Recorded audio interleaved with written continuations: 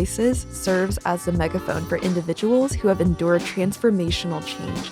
By highlighting trials and triumphs, our desire is to create a safe space for pivotal conversations, which in turn will deepen the story and provoke hope for you, our listeners. As you may know, change is never easy, but it is inevitable. You are not alone in what you're facing. Your transformation is possible, purposeful, and now. And here's Aaron Wiggum, founder and managing director of New You, with this week's guest.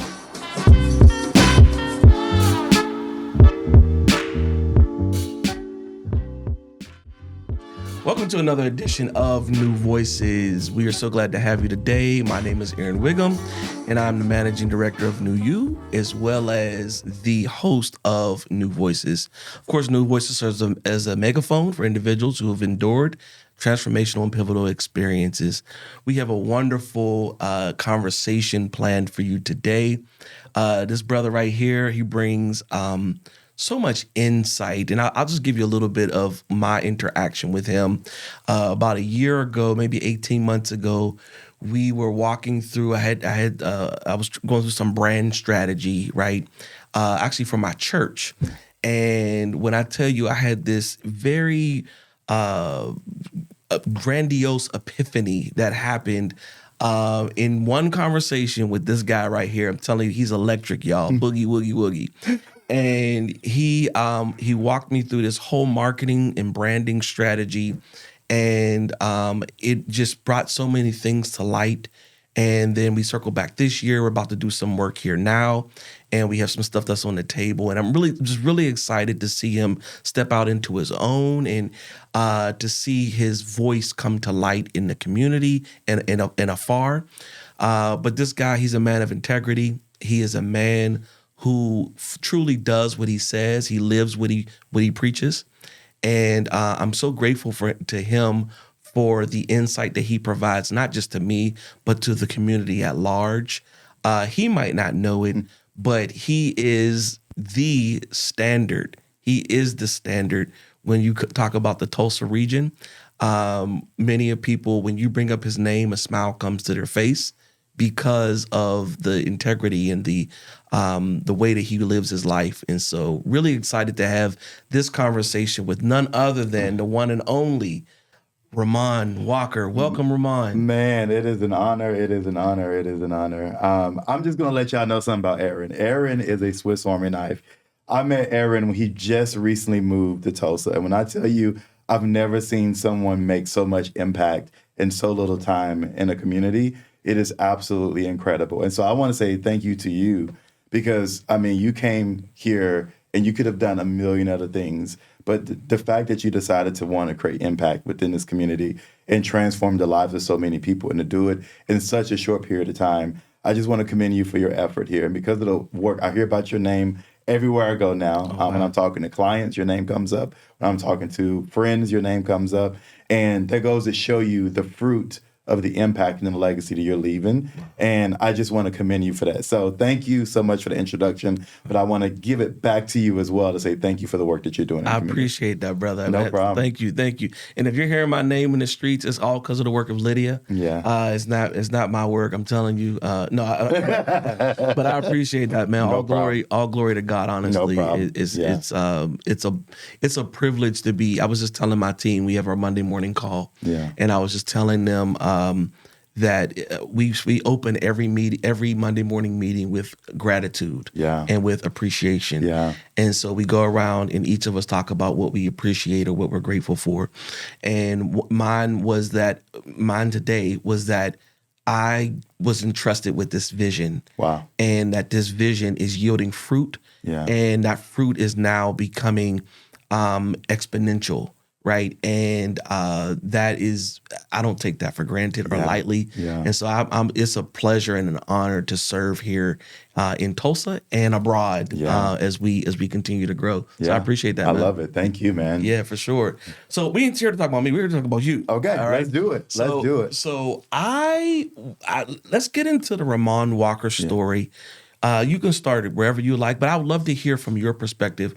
What is your story? How did you evolve to here where you are today?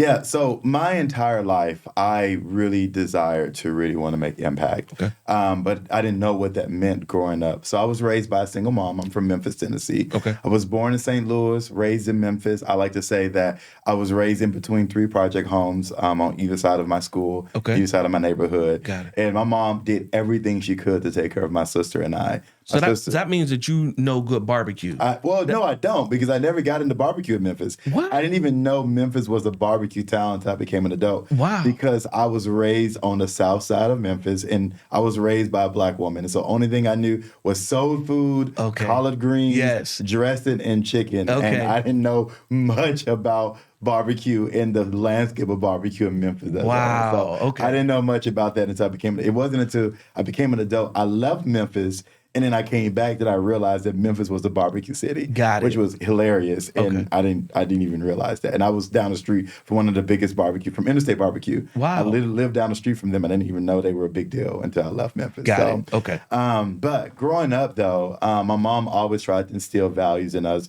of working hard, having a life of faith, and continue to progress and really do something more than what she had. And so she gave us her all to make sure that my sister and I had everything that she didn't have growing up. And so growing up, that was my goal. My goal was to be successful. Yeah. I graduated valedictorian in my high school. Okay. I was, a student throughout all of my schooling in high school.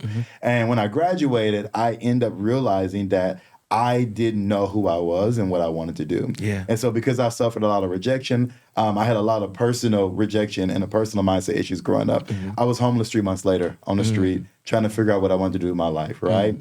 And it was through that journey of being homelessness and trying to find out my next steps that led me to ultimately going back to Memphis. I went to California. Okay. I was homeless in California for 3 months. And I went back from California to Memphis and realized, okay, I don't know what I want to do in my life. Because who I thought I was, the person that I was building as a high school student, as a kid, it wasn't who I thought I was going to become, right? Yeah. Because I realized that even though I had a lot of external accolades, internally I was misaligned to who I wanted to be. Got it. Came back to Memphis, and I spent a lot of the time working fast food jobs. So I was working fast food jobs. I worked at Kinko's. I worked in Backyard Burger, KFC. I was just working wherever I can get. I was 20 years old at the time, going on 21. Okay. And when I turned 21, I was like, man, I don't know what I want to do. And it was because of a mentor.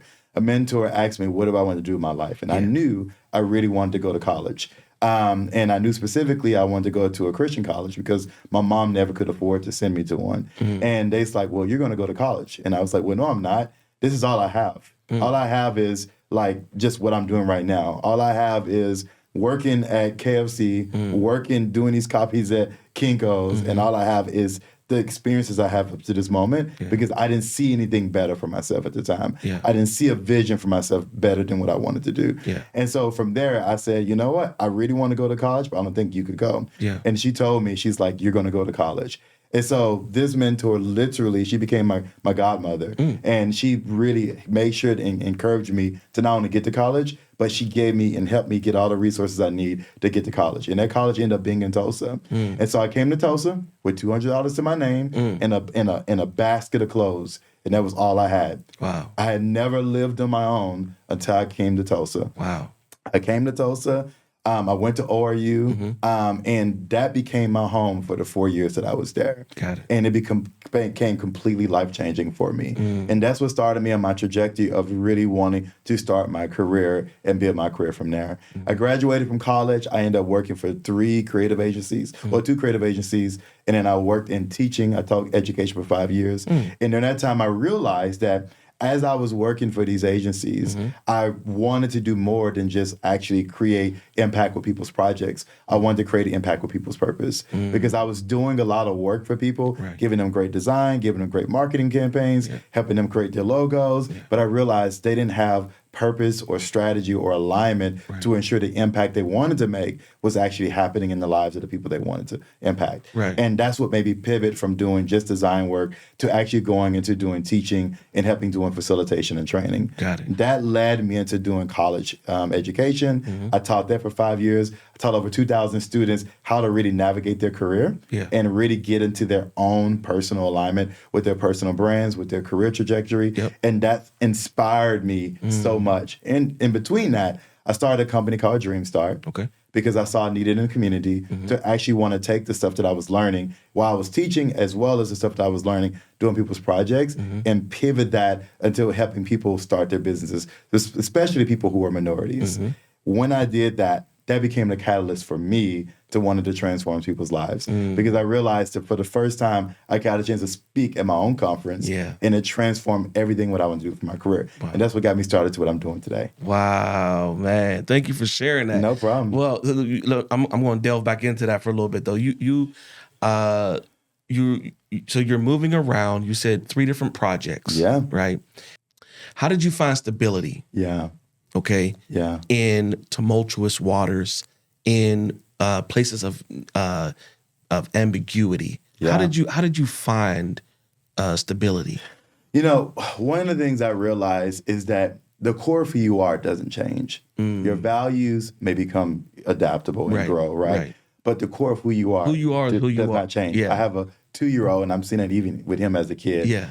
One of the things I realized is that I ran away from my core. I ran away from who I was. The reason why I got into marketing, the reason why I started doing project work, the reason why I did a lot of those things was because I valued more of what I could do with my hands. Wow. Versus what I was actually doing with my voice. Wow. But the thing that people consistently told me about me, right, was that I empowered them, I inspired them, I encouraged them, that I motivated them, that I brought clarity to their lives. But because I didn't value that about myself, right, I steered to things that I could do with my hands versus things that I can do with my voice, right? And so what kept me stable was realizing that as I was going through those tumultuous times, that there was something inside of me that was more than where I was right now. And through my faith and my belief in God, and through really actually asking Him, what in the world I'm supposed to be doing right now? Because that was my question. What am I supposed to be doing? What do I want my life to be? Where do I want to go right now? You know? I realized I kept coming back to that core. That the consistent thing about my life that always remained the same was my voice and the impact that I was making with it. And so it was through those experiences of being a marketer and doing graphic design, of being a teacher in education, of starting a conference and starting a company from that conference, right? And then doing consulting and strategy, which was the next pivot in my career, that I realized there was the thing that was most consistent wasn't what I was doing and the work that I was doing, but it was the voice and an impartation I was giving them in my words and my encouragement and my empowerment and my clarity. And then that became the thing that I realized, this is what I was supposed to be doing all along. Yeah. It truly is your gift. I mean, I've experienced it firsthand. The conversations that we've had, like the amount of clarity you provide.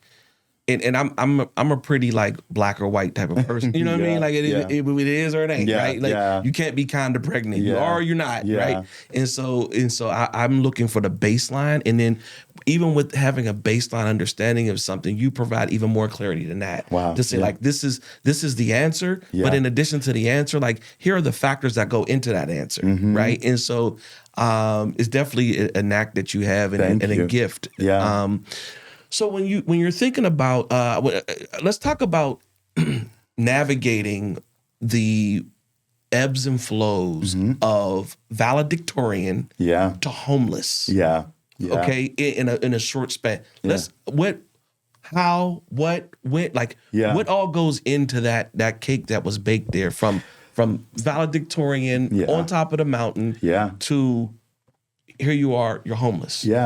The thing I realized during that time, again, I was 17, going on 18 years old. And the thing I realized is that when you are not secure in you, right, your environment and everything around you can determine who you are. Absolutely. And for me, I was not secure in who I was. Got it. That I was confident in what I could do, but not secure in who I was as a person.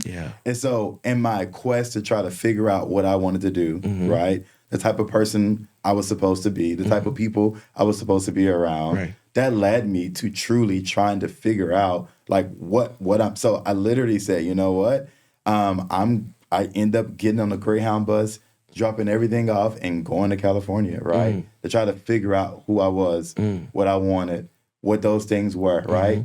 And it was a time in my life where everything around me says I was going to be successful. I had a full ride scholarship, possibly at the University of Memphis. I had all the, resources available to me to do what I wanted to do, but I threw a lot of that away because I was trying to figure out me, right? Wow. And I know there's a lot of people who are like that, who even it may be their children who are like that. Yeah. Where you have a child right now who's like, man, I knew I put everything inside of him because that's the way my mom felt. Like I gave him everything he needed. Why did he make this decision, right? But I want to encourage those people who are out there who may have a son or a daughter or a friend who is like me, who you've been there for them, but you feel like that they made the wrong decision, that it's possible for them to be restored. Wow. And it was because of the love of the people who were around me, my mentors, my mom, like never like losing her love for me, that it helped me to be restored to realizing that, you know what, there's more to me and more for me than what I'm doing right now. And that's what helped change me back and redeem me back from where I was. Wow. Be careful now, because you're talking a little bit like the prodigal son here. Where you, well, it is a lot like the prodigal son. I'm hearing a little bit like I came to myself. Yeah. You know, I really did come into myself. And my father has, you know, servants that eat better than I'm eating. And when you come to yourself, all of a sudden, here's a family that's willing to embrace your realized self. Yeah, exactly. Wow. But the truth is that became the thing that really sparked that, you know what, there's something more inside of me, right? Because during that time in my life, even when I went to college, I realized I had a story. That was the first part of my story. That was the first part of my narrative, but I would not let that define you. That's and I was terrified that would define me. Yeah. Because I went from valedictorian to being in one of the worst parts of my life, and I allowed that label to define me for so much of my life. Yeah. That, man, I threw everything away. I gave away my best hope. But even when you've had a time where you were on top of the world and you threw everything away, even if it was by your own decision, right? Right. It doesn't have to define you. It doesn't, yeah. And that was the lesson I learned in that season, that I didn't have to let this experience to define where I was, where I wanted to go, and who I wanted to become. Yeah. And one of the things, we talk about this very thing in New You. Yeah. And what we talk about is, you know, these pivotal points in your life, they do not define you, they add dimension to you. They do. Like it's a pivotal point, because it is something that you get to define it. It doesn't define you. Yeah. But what it does is it adds that dimension, that texture to your story. Yeah. You you ever read a book about somebody and they haven't done much, right? Yeah. And you just read, you're like, well, how was the book? It was fluffy. It was, you know what I mean? Yeah. A bunch of cliche phrases or whatever. Yeah. But when you hear a book that has texture, there's peaks and troughs. Yeah. There's ebbs and flows. There's tension, right? And so when those defining moments, or excuse me, those moments, those pivotal moments, they add dimension to your life. They do. To your story. You go from one-dimensional to two-dimensional to three-dimensional, just because you've endured these things and you persevered to be able to go back and tell that story. Yeah, right. most definitely. And what I love about you is you put the eloquence to it to be able to properly articulate the story. Some people are, you know, rappers and they rap their story, or some people are writers and they write their story, or whatever. Yeah. But you have done this through the work and how you contribute to people's lives. I really believe that you've been able to package the things that you have triumphed over, and you deliver it as real life product to people in their storytelling, right? Yeah. And that's a beautiful, man. You know, the thing I found, that I've worked with billion-dollar nonprofit organizations, and I've worked with startup individuals. I've worked with single moms. I've worked with PhDs, right? And the thing I found that people have in common, whether you're homeless or whether you're wealthy, is who am I? Yeah. And what do I want to do in my life, right? That's it. And I believe that my experiences, from not just being homeless, but from teaching, from pivoting my career in multiple ways myself, those are questions I've been able to ask myself and answer for myself. Yeah. And as a result of the things that I've learned, I'm able to help other people to answer those as well. Absolutely. And so whether it is an organization that's trying to identify how do we create more impact in our community, whether it is an individual trying to figure out, well, how do I move to my next level in my brand and what I'm trying to do, right? It still revolves around the same question, right? Yeah. Who am I and what am I supposed to do in my life? Right. Wow. And who do I want to become? Wow. That's amazing, man. So let's stay in that period right there. You're homeless, you're in LA, in the what made you pick LA? LA, because there was an organization there that I found, And I realized I had this really misconstrued notion that this organization was going to be able to support and help me in some way. Okay. And so I literally ended up in LA because there was an organization there. Had never met anyone there, didn't know anyone there, but I literally took a Greyhound bus to go over there. You thought just showing up, they was going to be like, come on there, Ramond. Let me, okay. Wow. And so you said for 3 months, now when you say homeless, what degree? Like you're on the street, going to Starbucks, asking like Starbucks for food when they're done, like walking around from town to town, trying to figure out what I want, like homeless, like not like going from hotel to transitional home, right. Going from like shelter, like most homeless people, they live at libraries for a reason, right, like that kind of homeless. Okay, but it was in Southern California, so it was warm. It was warm. There were beaches there, so yeah. Okay. Yeah. All right. And so did you meet any people that did you meet any people in that state, in that time period of your life that had like kind of resonated with you and you were able to like bond with while you were in that? I think the biggest thing for me there was I learned a lot about a lot of people. I learned about the human spirit. I empathize with a lot of homeless people. Yeah. Because I realized that a lot of people are there not by choice. No. Yeah. And I met people there who were lawyers, who were former judges, right. who were former CEOs, right. who were in a lot of ways they were at the top of their industry. Successful, exactly. But because of a missed paycheck or because of a bad scenario, they were on the street. And so the people that I met during that time, the thing about that connected with me the most was these were real humans and real people. Yeah. And everyone I met at the time, whether they were struggling with their family, whether they were struggling with their children, they were humans. They had real needs just like you and I. Right. And the thing I realized, there was no different people there than it was the people that I met in that I meet now in boardrooms. Right. The difference is, though, they had a different scenario, had a different situation. Right. And so I like to believe that everyone that I met was important, that they were connected, that they mattered, that they were valuable, and their situation was slightly different than a lot of other people, but they just had a different outcome than we do. Got it. Okay. And one more question around that time period. So what was their breaking point? Like give me something that you just said, like, it was this one Tuesday that I was like, like this was one of my breaking points. And you either had to call your mama, you had to call on God. I had to make it, something has to change. Yeah. Yeah. I think the breaking point for me was I was on the bench and trying to figure out what in the world was happening. Because, we have, you talked about coming into yourself like the prodigal son. Well, I had a moment where I came to myself. And I realized, okay, I made a horrible decision. Like everything that I thought I came down here for wasn't what I actually happened. And I realized I made a pretty bad decision. And it was in that moment I was on the bench in front of one of the most expensive malls in Southern California, right? And I was looking around at, Benzes and Mercedes and Lamborghinis and rims and Escalades and all these cars. Yeah. Then I looked at myself on the bench and I realized, man, this is not my life where I was supposed to be. Yeah. And I realized at that moment, something's got to change. Yeah. And something has to transform. Yeah. And that's what started me on that trajectory. Wow, man. Yeah. You know what? I think that everybody has those moments. Yeah. Whether it is your own life or whether it's time to get married or whether it's time, you know what I mean? Like everybody has those awakening moments. Yeah. When I was used to be a security guard, right? Wow. Yeah, man. I was a security guard. I had to, I was the snitch, right? And so I was in Pittsburgh. It was, January. Yeah. And I'm telling you, it had to be about 5 degrees outside. Wow. In the wind, I was standing in front of a parking garage. Yeah. And the wind was whipping through you could hear it swirling, whipping through the garage, right?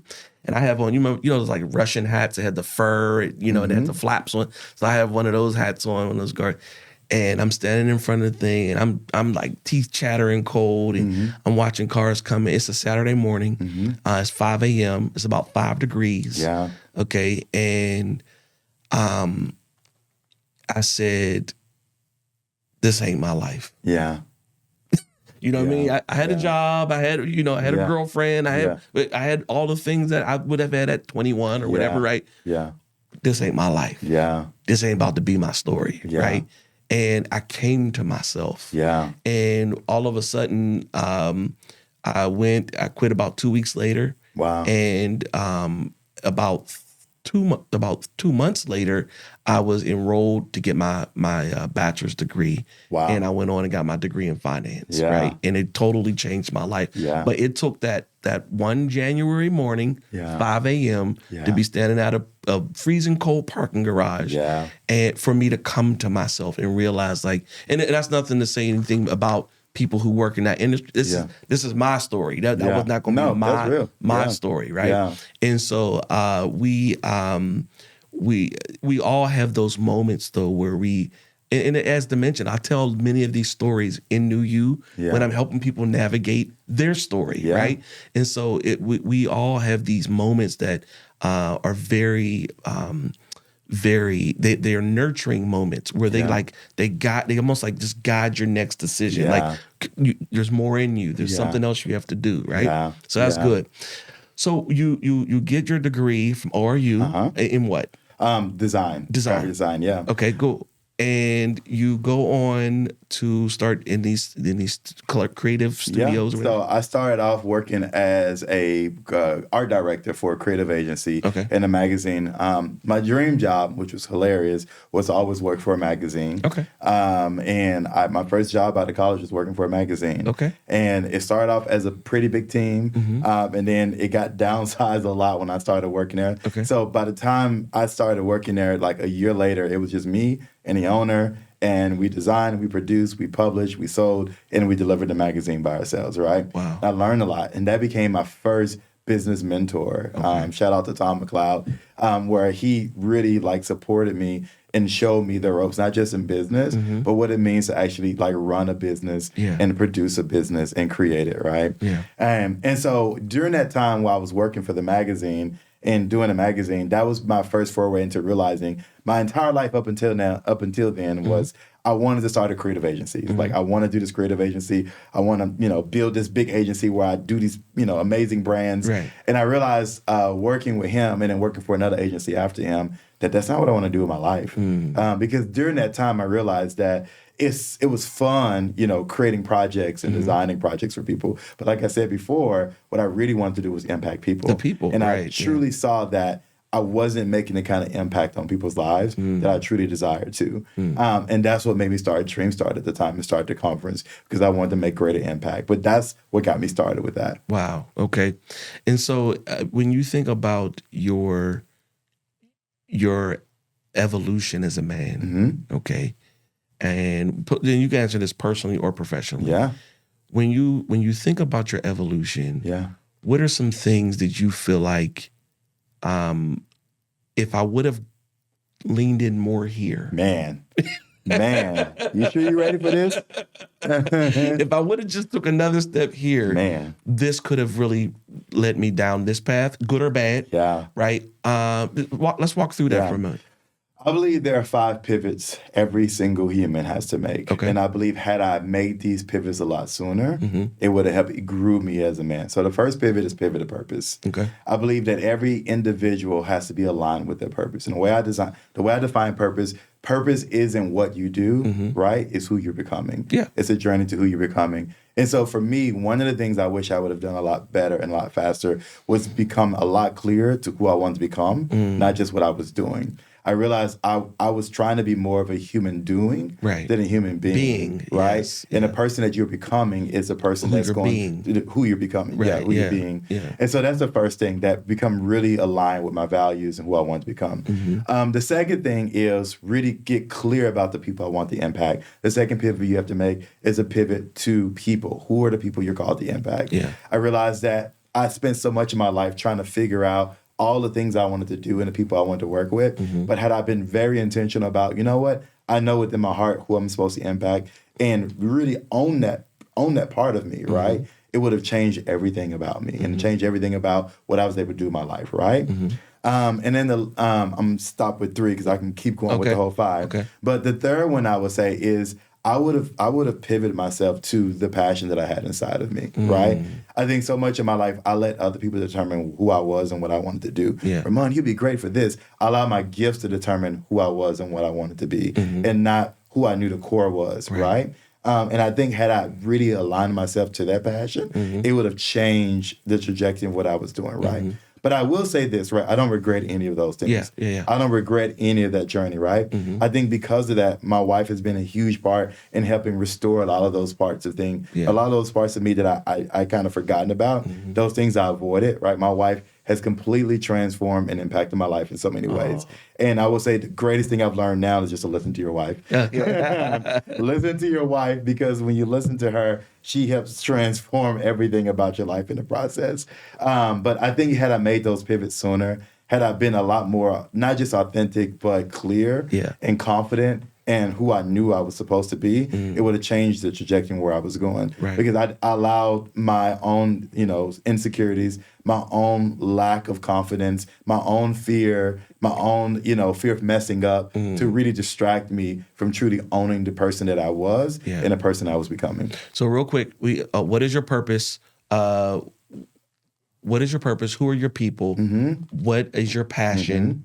And then what are the other 2 people are going to be asking? What are so you don't have to go through them, but just you can just shout them out. So the other 2, the one is projects and one is possibilities. So I believe that oftentimes when I'm working with people and even organizations, they feel like they have to go from, okay, I'm aligned to myself to now I'm going to completely change my career and change my purpose, right? But I believe you start with a project. Yeah. And your project is something that you can do temporarily for 2 years. Yep. That's what Dream Start was for me. Yeah. Dream Start started off, I thought it was a business, but really was a side project. Yeah. And that project brought alignment to what I really wanted to do and create possibilities. I believe the greatest gift you can give yourself isn't a job or a business, but it's possibilities. That no matter which field you want to navigate, if you want to start and grow in your career, if you want to start and grow in your business, if you want to start and grow in a nonprofit, or maybe something completely different, you have the possibilities of doing that. And being able to truly own and know those things, it helps you to identify which possibilities are best for you. But you have access to those because you're not stuck to one thing. Got it. That's one of the things I love about you, Aaron. One of the things I love about you is that you are glued to possibilities. You have so many possibilities in the things that you've done. I remember when we first talked, you told me all the things you've done before, and all of them on the paper don't seem like they go together sometimes, right? But you created possibilities for yourself through how aligned you were with your own values. Right. Yeah. 100%. Yeah. And that didn't happen. What's funny is that does not happen intentionally, I should say, but it does happen organically. It does. And like I tell people all the time in New U, I'm like, what I'm doing is people, the last probably dozen years of my career, maybe 15 years of my career, I've written my own job description. Yeah. Because people pay me to be me. Yeah. But I'm sure about who I am, though. And I know the value and the impact that I bring. Yeah. And so when I am fully me, then they can see the value of having me. Yeah. And then that then creates the worth that the dollar worth that I want it to create, right? And I think sometimes we lose sight of that. We lose sight of that you are enough. Yeah. Like you really are enough. Yes. And I think that was the biggest lesson I've learned is that I was enough. It wasn't me in this context. I mean, no, the way and the core of me was enough to do every single thing that I was called to do. Absolutely. I tell people this all the time. There are 2 lies we believe, that either you're too much or you're not enough. You're not enough. But you're just right for the right people in the right time. Yeah. Right? Yeah. And I realized is that had I really owned that part of me, I would have known that I was enough as I was with what I had. Yeah. Give them the 2 lies again. Sometimes you believe you're 2 things. You lie. The first lie is that you believe you're too much, and the second lie, I believe that you're not enough. You're not enough. But you're just right for the right people at the right time, right? And to own that part of you changes everything about where you're going. I told you all were in for a treat today. I'm telling you, that's a gem. That's a gem right there. How has fatherhood informed this evolution of your life? How has it informed how you see life? And even how do you basically model for your children? What were the examples, or what are the ways you want them to go? Oh man. So if you could just dabble on that for a second. Man. When I say this, my wife and I sometimes we do pre-marriage counseling, and I tell couples and singles this all the time. Marriage magnifies everything you didn't deal with as a single person, right? And parenthood magnifies everything you haven't dealt with as a couple, right? Yeah. As a father, I'm realizing this right now. I have 2 1-year-olds and I have a 2-year-old, and I'm realizing that there are habits in me that I didn't realize I had, right?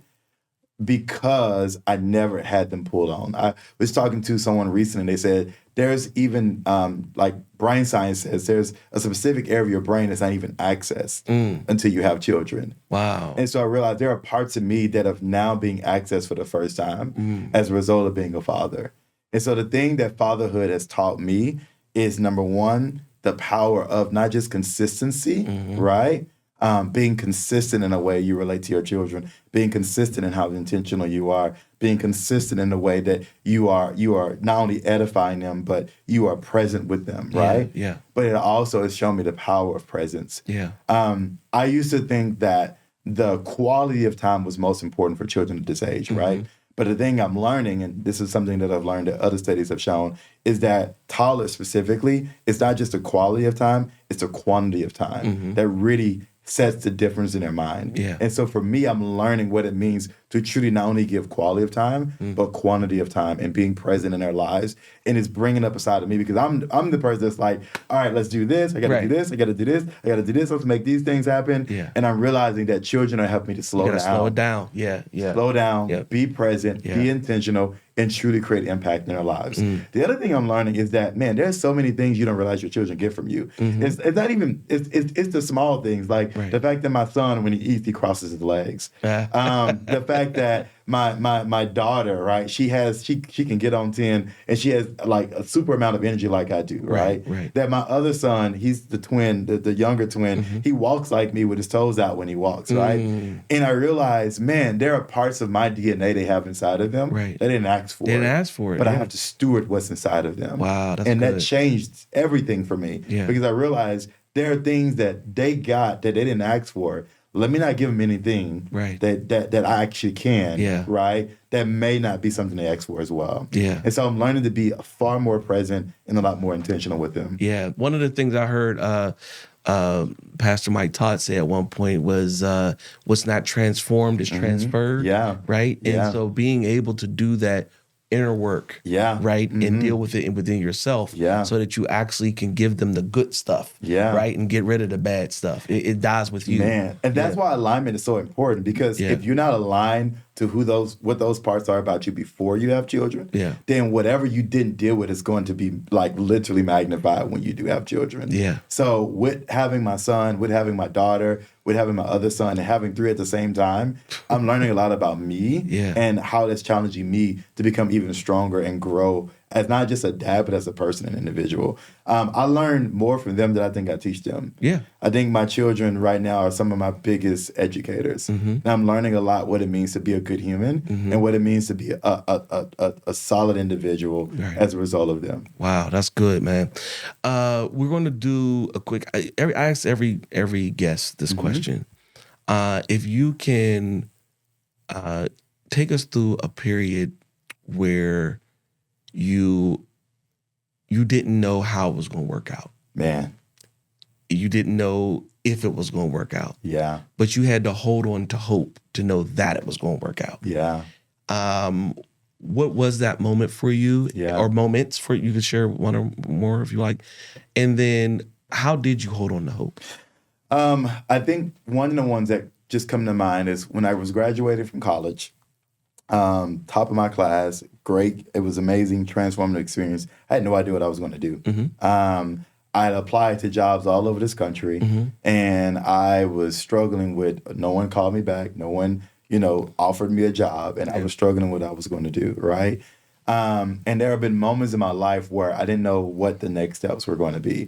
One was graduating from college. One was pivoting my career, specifically when it came to what I'm doing right now versus what I was. Right.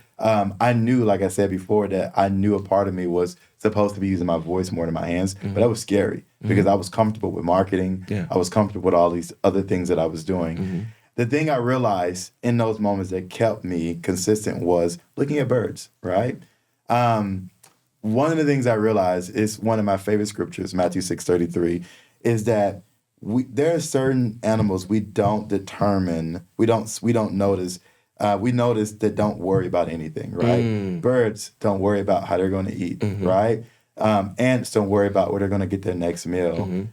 There's so much of our creation that doesn't have a surety of clarity of what's going to happen next, right? But they do. Yeah. And how much more is my life more valuable than the birds that I see, than the ants that I see crawling, than the worms that I see during the springtime coming up from the ground, than the deer that's running around town, right? If they are taken care of and if they are covered, how much more should I be, right? And so I think for me, what has given me hope, what has kind of given me the consistency is that realizing that the most valuable people in the world, I believe we are valuable. Our lives are valuable. Our worth is valuable. Who we are is valuable, right? And if things that are around us, right, that, you know, trickle along and don't do anything, if they are taken care of every day, how much more should you be? Wow. And I think it's that insurance when I can wake up and the sun rises every day. When spring doesn't change. Spring happens every single season, right? It's coming. We don't question whether spring is going to come or not. Then whatever you're worried about, whatever you're struggling with, whatever you have anxiety about, it's going to be taken care of, right? If you just continue to pull it through. If he cares about the sparrow. Yeah, he cares about you. He does. He does. I love that. I love it. Okay, let's do a quick call to action. So, first of all, what's your handles? How can people get a hold of you? So my most active platform right now is LinkedIn. Everything's on social media is Ramond Walker. So Ramond, last name Walker. But if you want to get in contact with me, Ramond Walker is all of my social media handles, or you can go to my website, pivotsb.com, or you can go to walkerlegacy.co. Got it. Yeah. And what is a call to action for our listeners? Like a call to action from me to them? Yeah, from you to them. Like you're talking to them now. They're this is for you to speak into them. Yeah. I would say three things. Number one, that you are enough. That there's somebody that's listening to this and they're like, man, I don't know if I can do this. That I am afraid, I am concerned, I'm not sure if I'm good enough. I'm not sure if I don't know if I have it inside of me to do this thing, right? Or to start this thing, or to begin this project or to start this endeavor. You are enough, right? Everything inside of you have everything you need to pursue that thing. Number two, the second thing I want to say is don't just do it afraid, do it imperfect. A lot of times we hear people say, do something afraid. And I think doing it afraid is like, okay, we can do that. Do it afraid. I can start afraid. But I also want to encourage you to do it imperfect. The greatest threat to progress is perfection, right? And sometimes the greatest enemy of you is a perfect you. And so the more we're looking for perfection, which doesn't exist, the more you don't make progress. So I would say, don't do it don't just do it afraid. Do it with imperfection as well. And then the last thing I would say, and this is something that's been near and dear to my heart, right, is to stay authentic to you. What's inside of you is enough. And what the things that are authentic to you is some of the most powerful things that this world has to give or get from you. And so everything in you that's authentic, the qualities, the values, the things about you that you've kind of overlooked, the things that people threw away, those things are supposed to be used for something great. Wow, that's good, man. Thank you. We actually talk about in one of our New Youth sessions, we talk about a puzzle, when you put a puzzle together. And first thing you do when you put a puzzle together is look at the box, right? And the box tells you what the finished product should look like, right? And whether it's a 5,000 piece puzzle or 50 piece puzzle, you still have to use the box as a reference to know how to put the pieces together, right? But the part that really gives me solace about that is that every piece that you need is already in the box. It is. It is. It's already in there, right? And so you might not know what to do with it at the moment. You might have to flip it over or turn it around, right? So but every piece that you need to complete what you see or to complete the vision that you have or to finish this course, everything that you need, you already have it. And so that when you said you already are enough, like that is